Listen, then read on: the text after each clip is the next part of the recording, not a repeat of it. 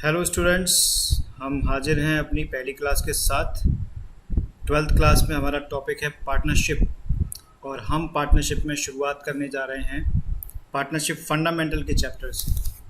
और उस चैप्टर में मैंने आपके सामने कुछ टॉपिक्स लिखे हैं। इन टॉपिक्स में मैं आपको ये वन बाय वन पढ़ के बताऊँगा कौन से टॉपिक कवर होने वाले हैं, और ये क्लास आपको पूरी देखनी है और ईज़िली एक एक चीज़ को मैं एक्सप्लेन करूँगा, आपको आसानी से समझ में आ जाएगा।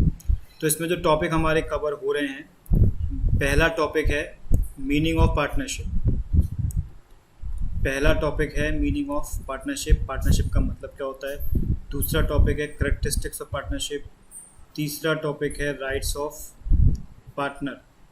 चौथा टॉपिक है पार्टनरशिप डीड क्या होती है, और इसी के साथ एक छोटा सा टॉपिक जुड़ा हुआ है, पार्टनरशिप डीड के बेनिफिट्स क्या होते हैं। इसके बाद हम पढ़ेंगे accounting treatment in the absence of partnership deed. जब पार्टनरशिप डीड नहीं होती तो उस समय अकाउंटिंग ट्रीटमेंट क्या होता है। इसके बाद liabilities of partners, some other important provisions, section 30, 31, 32, 35, 69। ये सारे प्रोविजंस तब एप्लीकेबल होंगे जब डीड एग्जिस्ट नहीं होती है। आइए शुरुआत करते हैं इसके मीनिंग से। पार्टनरशिप का मतलब क्या होता है, यानी कि मीनिंग ऑफ पार्टनरशिप या डेफिनेशन ऑफ पार्टनरशिप। ठीक है, सराउंडिंग कुछ साउंड आपको सुनाई दे सकती हैं, कोशिश फिर भी की गई है कि कम से कम साउंड आए। व्हेन टू और मोर persons are agreed to share future profit of the business is called partnership। ठीक है, तो पार्टनरशिप का मतलब क्या होता है, जब दो या दो से अधिक व्यक्ति, when two or more persons agree होते हैं, सहमत होते हैं, sharing future profit. Future profit किसका, बिजनेस का, उसे ही हम पार्टनरशिप कहते हैं। तो पहली चीज I at least to persons must be exist। कम से कम दो लोग होना बहुत ज़रूरी है। दूसरी चीज़ एग्रीड से बना है एग्रीमेंट, तो मैं इसको बोलूँगा एग्जिस्टेंस ऑफ एग्रीमेंट, यानी कि यहाँ पर एग्रीमेंट का होना बहुत ही ज़रूरी होता है। तीसरी चीज़ है future profit, share future profit. इसका मतलब क्या हुआ, शेयरिंग प्रॉफिट।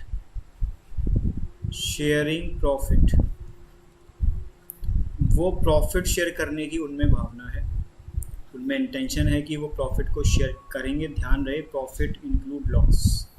ठीक है, उसके बाद है एग्जिस्टेंस ऑफ बिजनेस। बिजनेस भी ज़रूरी होना चाहिए। एग्जिस्टेंस ऑफ बिजनेस कंपलसरी है, अगर बिजनेस नहीं है तो पार्टनरशिप नहीं मानी जाएगी। तो ये चारों चीज़ें अगर हमारे पास हैं तो वहाँ पार्टनरशिप फुलफिल होती है, और यही पार्टनरशिप की डेफिनेशन है। इसमें एक चीज़ हम समझेंगे, थोड़ी सी नई है, वो ये कि अगर एग्रीमेंट हमारा दो तरीके से हो सकता है, पहला ओरल, दूसरा रिटन फॉर्म में। पहला ओरल फॉर्म में, दूसरा रिटन फॉर्म में। तो जब ओरल एग्रीमेंट होता है और रिटन एग्रीमेंट होता है तो उन दोनों में क्या संबंध होता है वो देख लीजिए। When agreement is exist in written form is called partnership deed। जब एग्रीमेंट आपका रिटन फॉर्म में आ जाता है तो उसे कहते हैं पार्टनरशिप डीड। इसमें एक चीज़ मैं आपको और समझाना चाहता हूँ। जैसे हमने बात की थी दो लोग, ठीक है, मैं इसमें एग्जाम्पल लूँगा। पहला अमित, दूसरा मुदित। इन लोगों ने मिलके दोनों ने एक फर्म बनाई और उस फर्म का नाम है AMS लिमिटेड, ठीक है, अमित मुदित ये फर्म है, इस फर्म का नाम है AMS लिमिटेड। और अब आप ये देखिए इंडिविजुअली ये कौन है, पार्टनर, पार्टनर अमित, पार्टनर मुदित, ठीक है। कलेक्टिवली ये किसके अंडर में काम कर रहे हैं, फर्म के अंडर में काम कर रहे हैं। और जिस फर्म नेम के अंडर में काम कर रहे हैं वो फर्म नेम क्या है, AMS लिमिटेड। तो मैं ये कह सकता हूँ कि अमित और मुदित ये दोनों पार्टनर मिलके AMS नाम की फर्म नेम के अंडर में अपना बिजनेस कर रहे हैं, ठीक है। तो आपके पास TS ग्रेवाल होगी लेटेस्ट वर्जन, उसको ओपन कर लीजिएगा। पेज TS ग्रेवाल का लेटेस्ट वर्जन की बात कर रहा हूँ, नई बुक की बात कर रहा हूँ मैं। नई बुक के हिसाब से चलोगे तो सहूलियत भी आपको बहुत आसानी से होगी। तो इसमें जो मैं पॉइंट्स आपको बताने जा रहा हूँ, और जैसे मैंने यहाँ पे बिज़नेस की बात की, तो बिज़नेस मेरा जो होना चाहिए वो होना चाहिए लॉफुल, अनलॉफुल बिजनेस नहीं होना चाहिए। लॉफुल बिजनेस का मतलब है कि जो बिज़नेस वाकई में लीगल हो, उसमें कोई प्रॉब्लम ना आए, ऐसा बिजनेस होना चाहिए, ठीक है। एक इसमें एक चीज़ और आती है जो इन सब से अलग है, हमने 2-3 चीज़ें तो ये डेफिनेशन से निकाल ली हैं। एक चीज़ जो और आती है वो बहुत इंपॉर्टेंट है और मैं उसको आपके साथ अलग से डिस्कस करूँगा, वो ये है, मैं नोट कर देता हूँ यहाँ पर। बिजनेस देखें,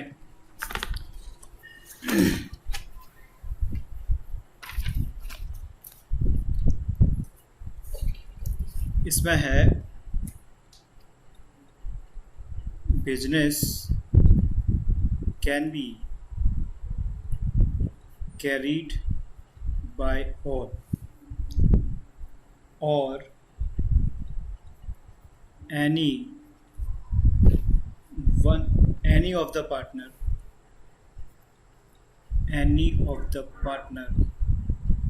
acting for all,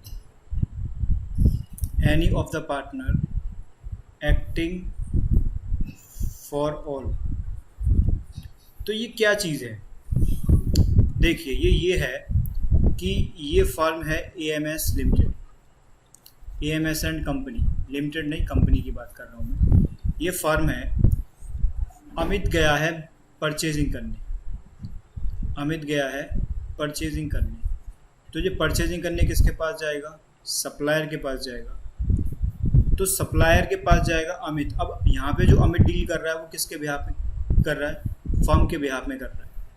और फर्म का नाम क्या है, AMS एंड कंपनी, फर्म का नाम है AMS एंड कंपनी।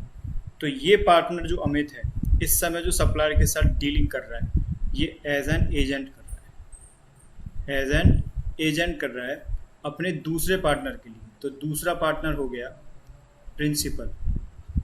इस तरीके से हम ये कह सकते हैं कि पार्टनर का जो रिलेशन है, ये रिश्ता क्या कहलाता है, ये रिश्ता कहलाता है, ये रिलेशन कहलाता है, ये रिलेशन कहलाता है एजेंट और प्रिंसिपल का रिलेशन। तो पार्टनर्स के बीच में जो रिलेशन होता है वो एजेंट और प्रिंसिपल का रिलेशन होता है, ठीक है। तो business can be carried by all or any one of them acting for all. तो एक काम करता है सबके लिए या सब काम करते हैं आपस में एक दूसरे के लिए। तो ये जो कार्डिनल प्रिंसिपल है पार्टनरशिप, कौन सा प्रिंसिपल है, कार्डिनल प्रिंसिपल है, ठीक है। तो कार्डिनल प्रिंसिपल हो गया इंपॉर्टेंट प्रिंसिपल, और इसी को हम बोलते हैं म्यूचुअल एजेंसी। क्या बोलते हैं, म्यूचुअल एजेंसी। तो ये पांचवा और सबसे इम्पोर्टेंट फीचर है पार्टनरशिप का, जो आपको समझना बहुत ही ज़रूरी है। तो चलिए आगे आते हैं। अब बात कर लेते हैं पार्टनर के राइट्स की।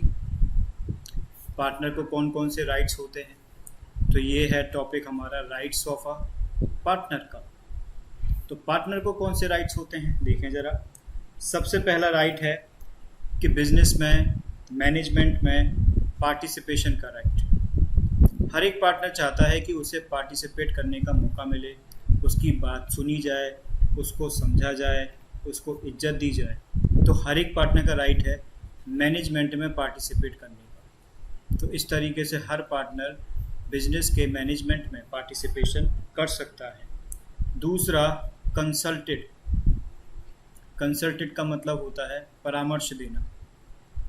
आपको पता है कि हर आदमी के पास कोई ना कोई राय होती है, तो उसकी राय ली जाए, ऐसा भी राइट हर पार्टनर का होता है। वो किसी भी मैटर में राइट को भी दे सकता है। तीसरा पॉइंट है inspect the books of account. Inspect the books of account. Inspect मतलब क्या हो गया? चेक। इंस्पेक्ट का मतलब हो गया चेक, यानी पार्टनर फर्म की बुक्स ऑफ अकाउंट को चेक कर सकता है। ये तीसरा उसका राइट है। ठीक है। Profit share in agreed ratio. Profit share या sharing profit in agreed ratio. Partner अपने एग्रीड रेशियो में प्रॉफिट शेयर कर सकता है, और अगर एग्रीड नहीं है तो क्या होगा, इसके बारे में हम आगे पढ़ेंगे। ठीक है। तो ये कुछ इम्पोर्टेंट राइट्स थे जो मैंने आपको बताए। और सबसे एक राइट और है, partner has a right not to allow the admission of new partner. Partner has a right not to allow admission of a new partner. यानी अगर फर्म में किसी नए पार्टनर की एंट्री होगी तो वो सभी पार्टनर की सहमति से होगी। उसके लिए अगर किसी एक सिंगल पार्टनर ने भी मना कर दिया तो नया पार्टनर फर्म में एंट्री नहीं ले सकता। तो पार्टनर को राइट है कि वो किसी को अलाउ ना करे फर्म में एडमिट कराने के लिए। ये अच्छा राइट है। ठीक है। दूसरा एक और राइट है, number 6, partner after giving proper notice. Proper notice देने के बाद, आफ्टर गिविंग प्रॉपर नोटिस देने के बाद ही पार्टनर फर्म से रिटायर कर सकते हैं। पार्टनर में रिटायर फ्रॉम द फर्म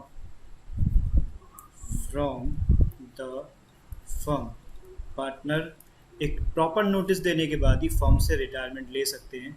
इससे पहले वो रिटायरमेंट नहीं ले सकते।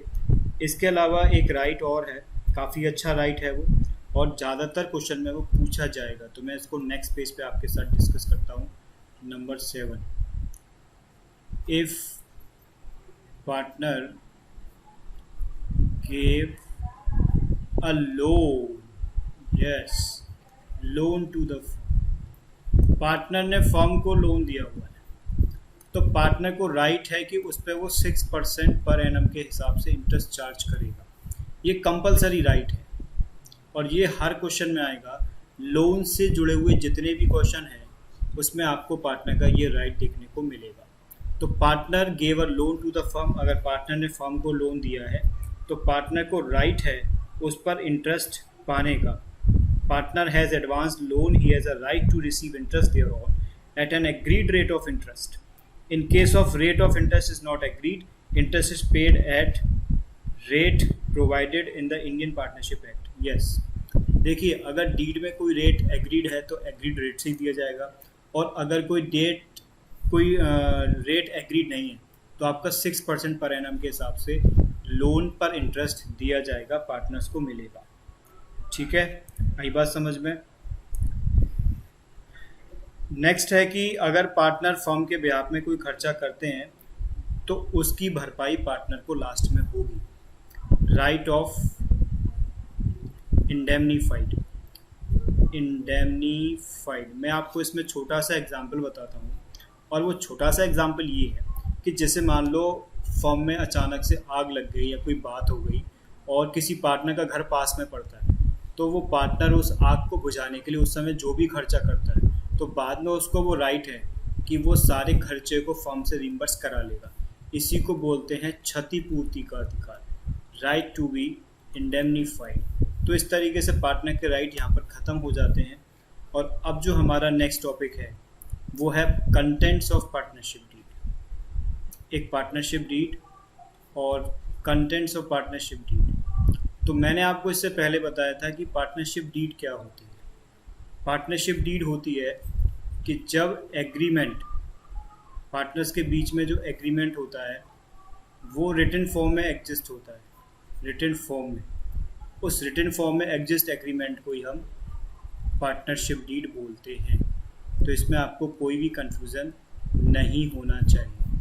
मैं इसमें आपको एक चीज़ कंटेंट डिस्कस करने से पहले बता दूं, पार्टनरशिप डीड के बेनिफिट्स क्या होते हैं, जो हमारा अगला टॉपिक है।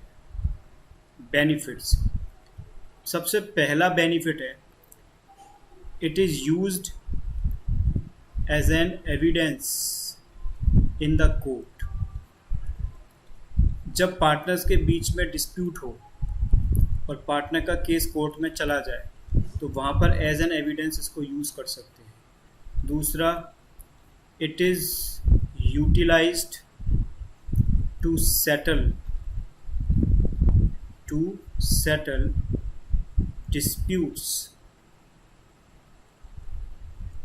disputes which may arise among the partners के बीच में जो डिस्प्यूट होते हैं उनको सेटल करने में काम आता है पार्टनरशिप डीड।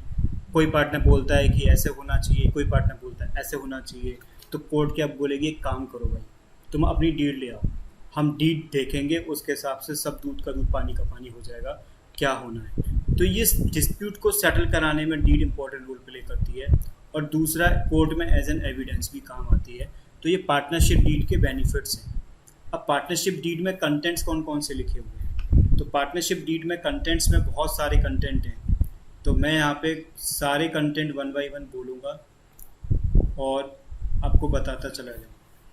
तो कंटेंट में सबसे पहले जैसे कि दिया है, डिस्क्रिप्शन ऑफ पार्टनर।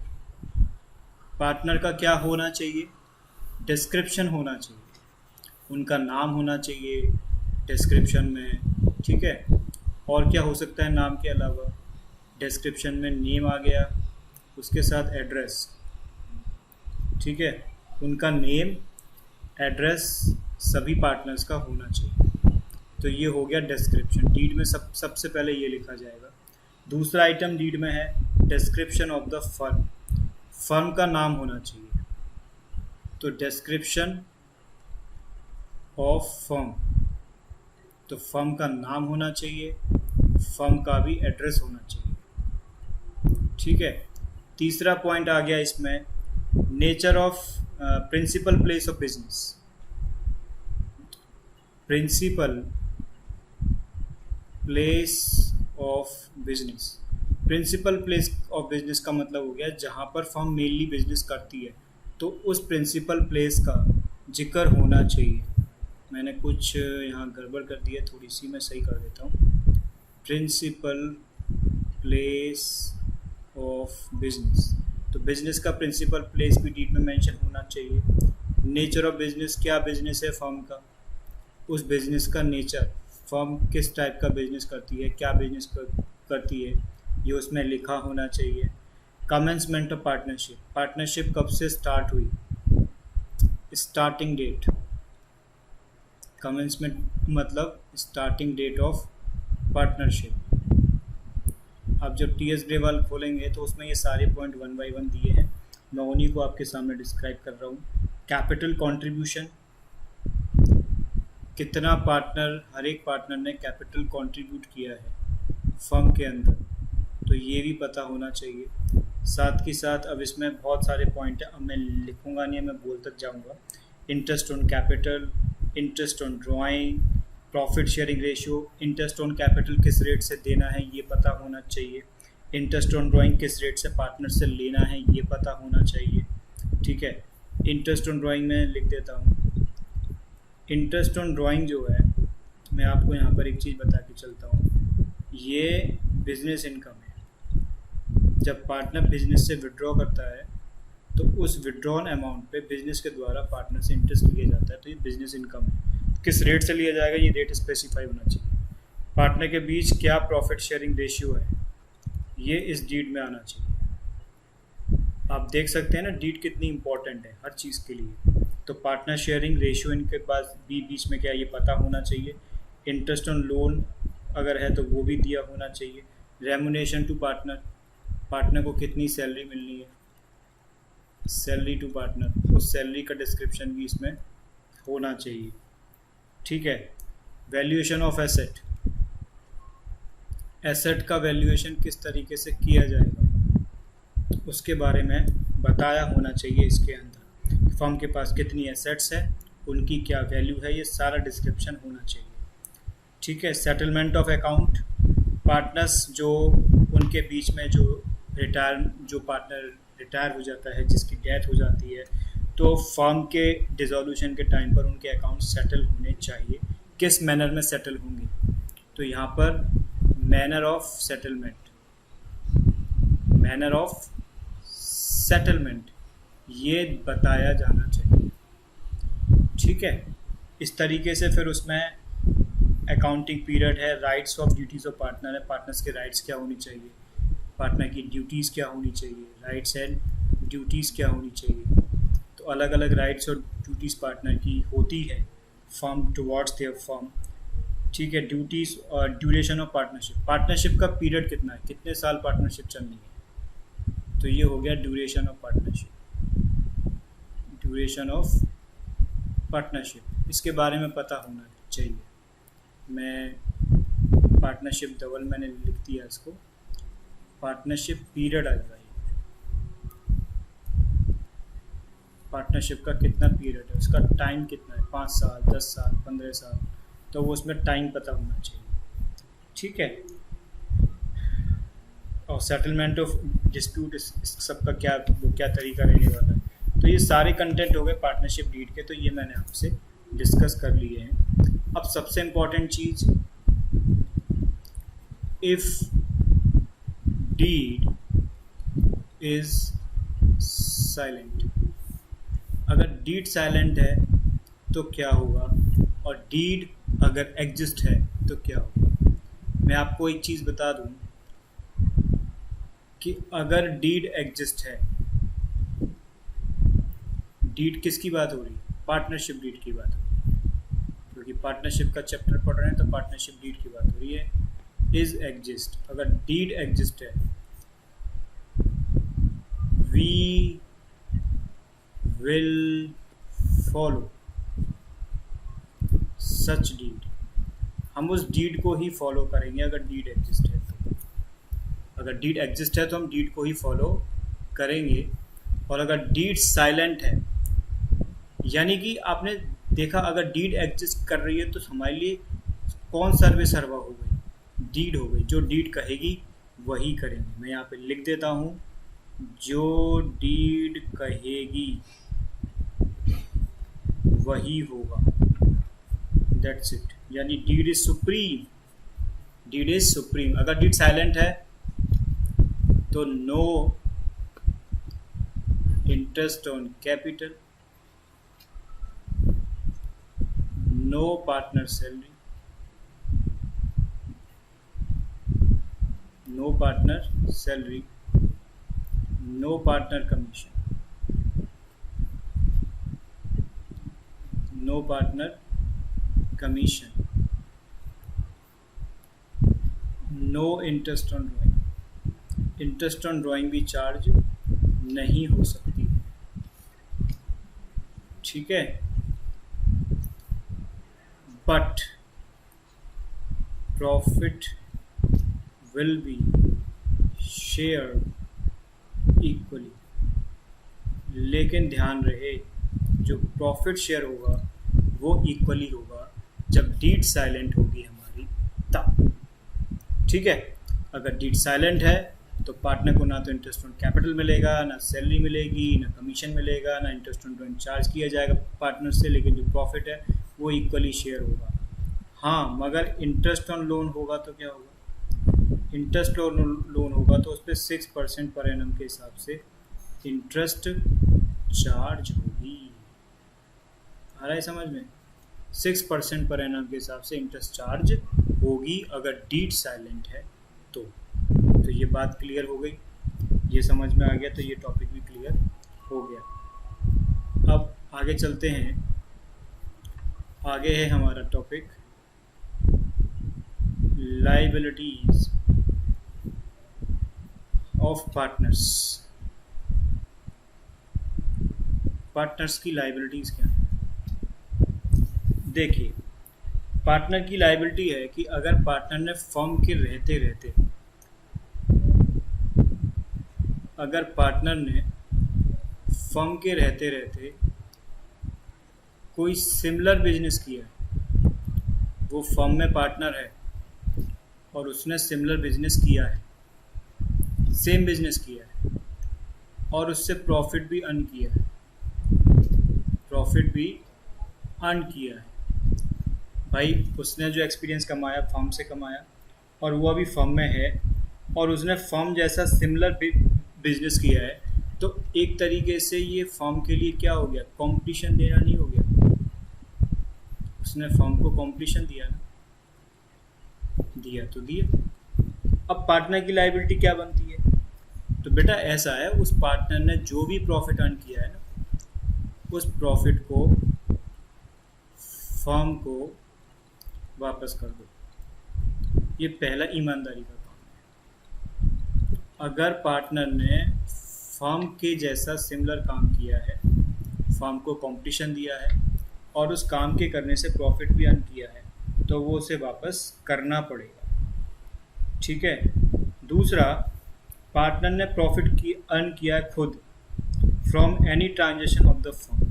वाह वाह, पार्टनर गए थे कुछ परचेज करने फर्म के बिहाफ से, फर्म का गुड्स परचेज करने गए थे, purchase goods for the firm.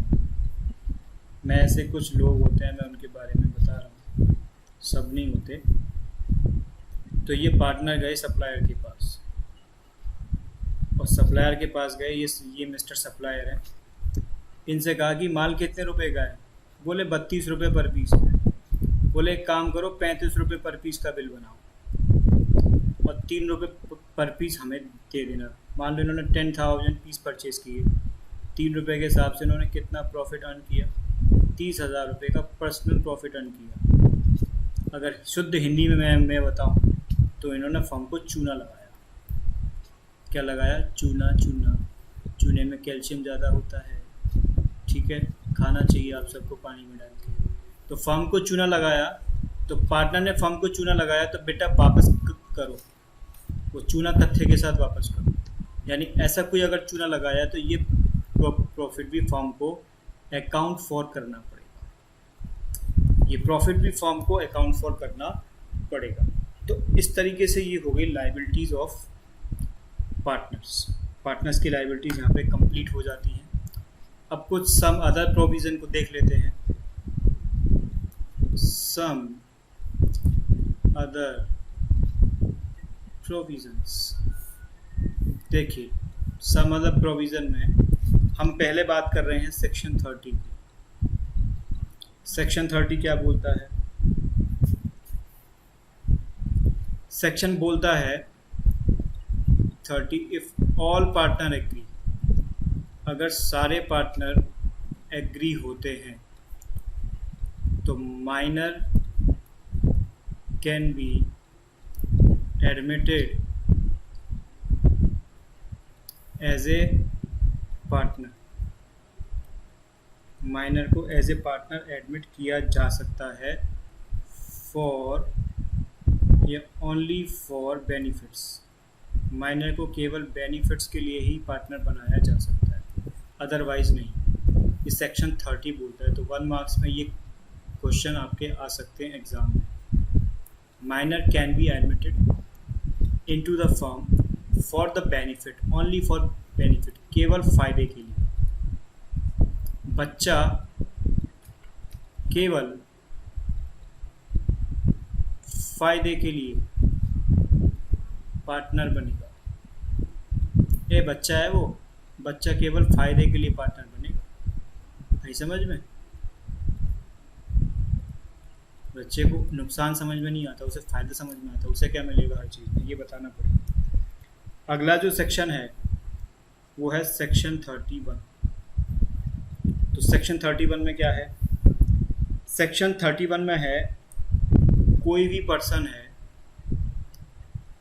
वो एडमिट होगा फर्म में, एडमिट एज ए पार्टनर लेकिन कैसे? With the consent, with the consent मतलब सहमति, विद द सहमति ऑफ ऑल पार्टनर्स, वो सभी पार्टनर की सहमति के साथ फर्म में एक्सेप्ट होगा, फर्म में एडमिट हो सकता है, अदरवाइज एडमिट नहीं हो सकता है। ये सेक्शन 31 कहता है। सेक्शन 32 क्या कहता है? सेक्शन 32 बोलता है कि अगर कोई पार्टनर रिटायर होगा फर्म से, अगर कोई पार्टनर रिटायर होगा, ठीक है, रिटायर होगा, retire from the firm, partner retire from the firm, तो कैसे होगा भैया? पार्टनर को रिटायर करने के लिए either consent of all partner, सभी पार्टनर की कंसेंट चाहिए,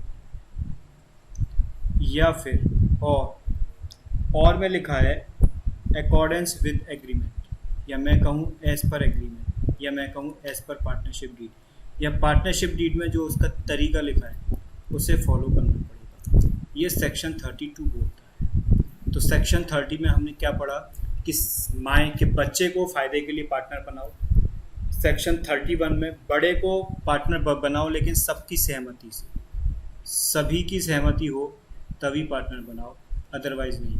सेक्शन 32 में पढ़ा पार्टनर रिटायर हो सकता है फर्म से या तो सभी पार्टनर की कंसेंट के साथ या डीड में जो प्रोविज़न दिए हुए हैं उसके आधार पर, अदरवाइज नहीं। इसके बाद है सेक्शन 35। सेक्शन 35 से पहले हम सेक्शन 69 की बात कर लेते हैं। सेक्शन 69 में क्या दिया? ये बहुत क्वेश्चन आता है, इम्पोर्टेंट भी है। रजिस्ट्रेशन, कि सर पार्टनरशिप फर्म का रजिस्ट्रेशन कराना ज़रूरी है या नहीं? बेटा ये ऑप्शनल है, कंपलसरी नहीं है। ऑप्शनल है ये, नॉट कंपलसरी, नॉट कंपलसरी। तो ये जो रजिस्ट्रेशन है ये ऑप्शनल है, कंपलसरी नहीं, सेक्शन 69 के अकॉर्डिंग। और लास्ट है सेक्शन 35, एक बहुत अच्छी बात कही है, अनलेस एग्रीड अदरवाइज। इस वर्ड का मतलब क्या होता है? Unless agreed otherwise, unless otherwise agreed. जब तक इसके विरोध में, अगेंस्ट कुछ कहा ना जाए, कुछ कहा न जाए। बेटा आप कह रहे होंगे ना मेरी हैंडराइटिंग बहुत ख़राब हो गई है, मैं बिना लाइन की कॉपी पे बिना पेन के ऐसे ही लिख रहा हूँ अंदाज से। तो जब तक इसके विरोध में कुछ ना कहा जाए उसका मतलब है अनलेस एग्रीड अदरवाइज, ठीक है। Agreed by partners in the partnership deed, a firm dissolve on the death of the partner. जब किसी पार्टनर की डेथ हो जाएगी तो उस टाइम पे फर्म को डिसॉल्व करना पड़ेगा, अगर कुछ नहीं कहा जाता है तो। यानी किसी पार्टनर की डेथ हो जाएगी, फर्म डिसॉल्व मान ली जाएगी अकॉर्डिंग टू सेक्शन 65, ठीक है। अब हमने इतना सब कुछ पढ़ा है तो बुक में इलस्ट्रेशन 1 दिया है, उसको डिस्कस कर लेते हैं। तो इलस्ट्रेशन 1 में हमारे पास है Ambarish has a contribute more capital than other partners and demands, मैंने सीधे सीधे क्वेश्चन नहीं पढ़ा है। Provisions of Indian partnership act 1932, Ambarish, Lalit, Charu 3 partner हैं। एक मज़े की बात है कि पार्टनरशिप डीड, इलस्ट्रेशन 1 में partnership deed is not exist, is not exist को और क्या बोल सकते हैं? साइलेंट है। क्या है? साइलेंट है। अगर डीड साइलेंट होती है तो क्या होता है? हमने पढ़ा था ना पहले, अगर डीड साइलेंट होती है तो क्या होता है? डीड साइलेंट होती है तो इंटरेस्ट ऑन कैपिटल का payment no, salary no, partner commission no, interest on drawing no, profit equally share और लोन पे 6% का इंटरेस्ट। तो देखते हैं इन लोगों के बीच में क्या झगड़ा चल रहा है, उस झगड़े को सॉल्व करते हैं फटाफट से। तो Ambrish has contributed more capital than other partners. Ambrish ने क्या किया है, ज़्यादा कैपिटल लगाई है। मान के चलो 3 पार्टनर है, अम्बरीश, ललित और चारू। इसने कैपिटल लगाई 5 लाख, इन्होंने लगाई 3 लाख, इन्होंने लगाई 2 लाख। ये कह रहे हैं मैंने 5 लाख की कैपिटल लगाई, मुझे इंटरेस्ट ऑन कैपिटल दो, जबकि डीड एग्जिस्ट नहीं है। तो क्या इंटरेस्ट ऑन कैपिटल इनको मिलनी चाहिए? मुझे पता है आपका आंसर क्या आने वाला है। आपका आंसर आने वाला है सर बिल्कुल नहीं। तो मैं इसको लिखूँगा not allowed. Interest on capital नहीं मिलेगी, नहीं मिलेगी, नहीं मिलेगी। ललित, अब ललित के साथ क्या है, ललित डिवोट्स फुल टाइम। वो कह रहा है मैंने फुल टाइम बिजनेस को दिया है, फुल टाइम दिया है तो मुझे क्या मिलनी चाहिए, सैलरी मिलनी चाहिए। वो भी कितनी, 5,000 पर मंथ।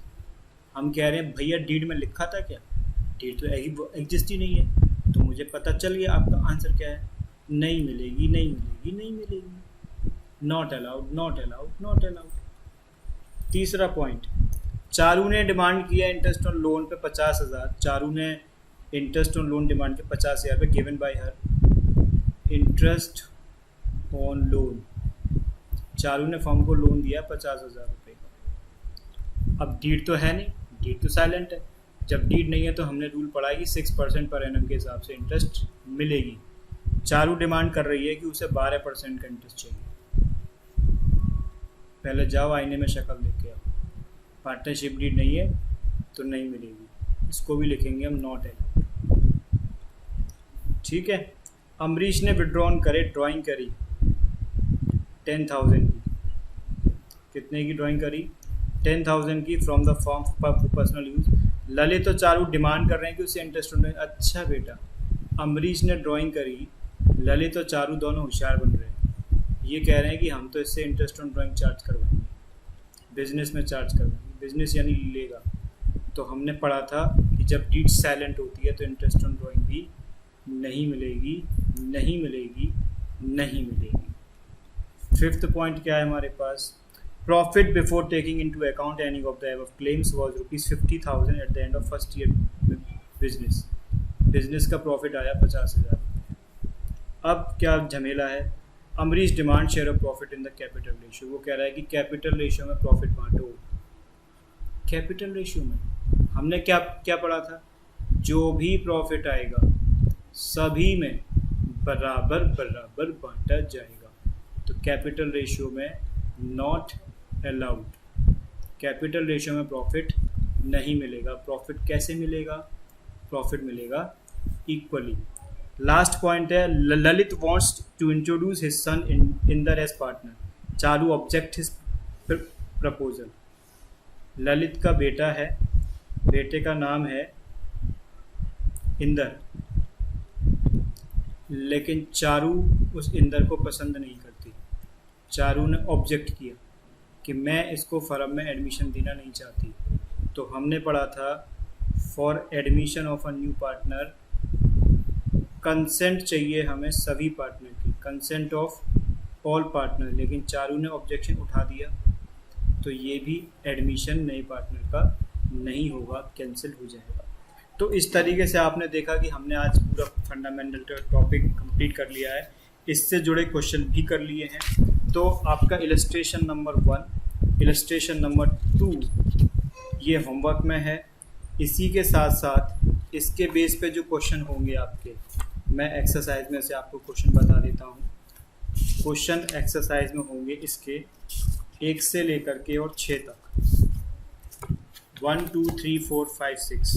तो आज के टॉपिक पे बेस हमारे इलस्ट्रेशन 1 और 2 और जो क्वेश्चन है वो है 1 to 6। तो इस तरीके से टोटल 8 क्वेश्चन आपके लिए होमवर्क में इस लेक्चर नंबर 1 से होते हैं। उम्मीद करता हूँ आपको वीडियो पसंद आएगी। आपको ये टॉपिक्स क्लियर हो गया होगा। फिर भी कोई आपको दिक्कत हो, तकलीफ़ हो, तो आप बेझिझक मुझे कॉल कर सकते हैं। मेरा नंबर आपके पास है 8439344979। और हमारे इस चैनल पर हमारे इस ऐप को डाउनलोड कर लीजिए और बच्चों की हेल्प कीजिए और पढ़िए, आगे बढ़िए, औरों को बढ़ाते रहिए। नमस्कार।